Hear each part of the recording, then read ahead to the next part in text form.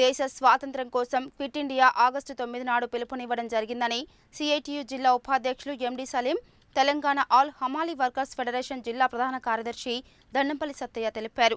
Quit India స్ఫూర్తితో దేశాన్ని కాపాడుకోవాలని పిలుపునిచ్చారు. శుక్రవారం సిఐటియు అఖిల భారత కమిటీ పిలుపు మేరకు నల్గొండ పట్టణంలో భారత ఆహార సంస్థ గోదాం ముందు నిరసన వ్యక్తం చేశారు.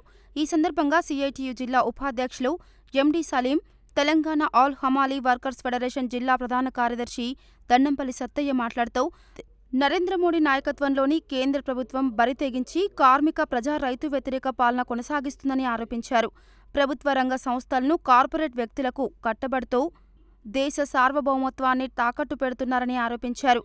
డీజిల్, పెట్రోల్, గ్యాస్, నిత్యావసర వస్తువుల ధరలు పెంచి పేదల నడ్డి విరిచిందని, పార్లమెంటులో రైతు వ్యతిరేక 3 చట్టాలను తీసుకొచ్చి నిరంకుశంగా ఆమోదింపచేసినప్పటికీ కార్మిక, కర్షక ఐక్య ఉద్యమాలతో వెనక్కి తీసుకోక తప్పలేదని అన్నారు.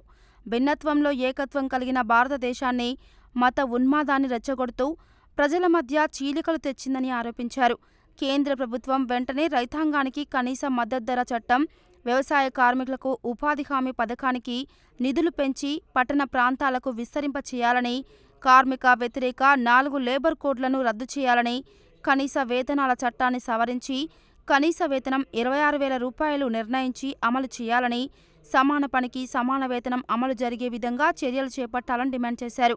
ఈ కార్యక్రమంలో Telangana building and other construction workers union Nalgonda పట్టణ అధ్యక్ష కార్యదర్శులు సలివోజు సైదాచారి, అద్దంకి నరసింహ, ఎఫ్సిఐ హమాలీ వర్కర్స్ యూనియన్ అధ్యక్షుడు పల్లె నగేష్, క్యాజువల్ వర్కర్స్ మాన్ర శ్రీనివాస్, బోయపల్లి చంద్రమ్మ, హమాలీ మేస్త్రీలు సత్తయ్య, రాములు, రమేష్, వెంకన్న, నగేష్ తదితరులు పాల్గొన్నారు.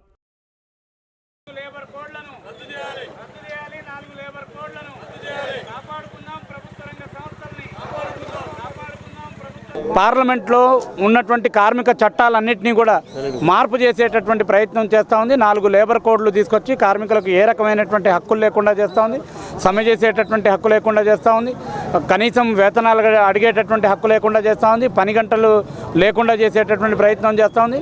ఈ రకంగా కార్పొరేట్ శక్తులకు ఊతమిచ్చేటటువంటి విధంగా మొత్తం ప్రభుత్వ రంగాన్ని ఒకవైపు నిర్వీర్యం చేస్తూ మరోవైపు కార్మికులకు సంబంధించినటువంటి హక్కుల్ని కాలరాసేటటువంటి విధంగా బీజేపీ ప్రయత్నాలు చేస్తూ ఉంది.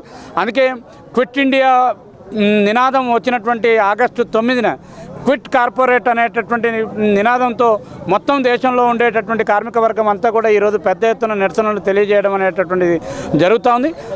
అందులో భాగంగానే నల్గొండ పట్టణంలో కూడా ఎఫ్సిఐ గోడౌన్కి సంబంధించినటువంటి ప్రభుత్వ రంగ సంస్థ ముందు క్విట్ కార్పొరేట్ నినాదంతో ఈరోజు ఈ నిరసన తెలియజేయడం అనేటటువంటిది జరుగుతుంది. సిఐటియు అఖిల భారత కమిటీ పిలుపు మేరకు నాడు స్వాతంత్ర పోరాటంలో ఈ క్విట్ ఇండియా ఉద్యమ స్ఫూర్తితో ఈరోజు క్విట్ కార్పొరేట్ అనే నినాదం మీద ప్రభుత్వ రంగ సంస్థలను కాపాడాలనే ఉద్దేశంతో ఈరోజు దేశవ్యాప్తంగా నిరసన కార్యక్రమాలు జరుగుతున్నాయి.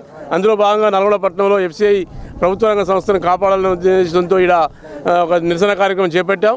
కేంద్ర ప్రభుత్వం పెట్టిన బడ్జెట్లో కూడా ప్రభుత్వ రంగ సంస్థలను అమ్మడానికి నిర్ణయించిన పరిస్థితులు ఉన్నాయి. అదేవిధంగా పేదలకు సంబంధించినటువంటి సంక్షేమ పథకాలకు సంబంధించిన దాంట్లో కూడా చేసే పరిస్థితి లేదు. ప్రభుత్వ రంగ సంస్థలను పూర్తిగా నిర్వీర్యం చేసే కుట్ర జరుగుతూ ఉంది. ప్రైవేటీకరణ విధానాలు తీసుకొస్తున్న పరిస్థితి ఉంది. కనీస వేతనాలు అమలు కాని పరిస్థితి ఉంది.